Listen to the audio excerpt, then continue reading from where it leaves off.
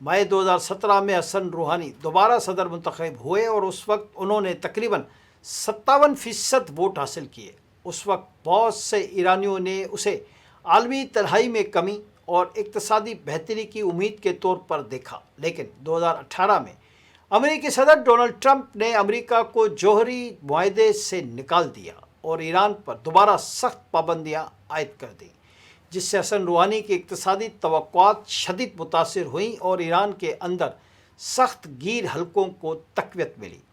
हसन रूहानी की सदारत 2021 में ख़त्म हुई और ईरान की सियासत में क़दामत पसंद क़ुव्वतों के गलबे के बाद वो बतदरीज मंजर आम से गायब होते चले गए। बादशाह वो मजलिस खबरगान रहबरी के रुकन बने, जो आइनी तौर पर सुप्रीम लीडर के इंतखाब का अख्तियार रखती है। ताहम जनवरी 2024 में उबरी कौंसिल ने इन्हें दोबारा उसी इदारे के इंतखाबात में हिस्सा लेने से रोक दिया था।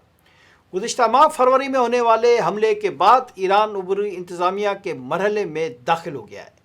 आइन के मुताबिक जब तक असेंबली ऑफ एक्सपर्ट्स नया सुप्रीम लीडर मुंतखब नहीं करती, उस दौरान सदर मसूद पशकियान, चीफ जस्टिस ग़ुलाम हुसैन मोहसिनी एजनी और उबूरी कौंसिल के रुकन अली रज़ा उर्फ़ी पर मुश्तमिल उबूरी क़यादत मुल्क के उमूर संभाल रही है।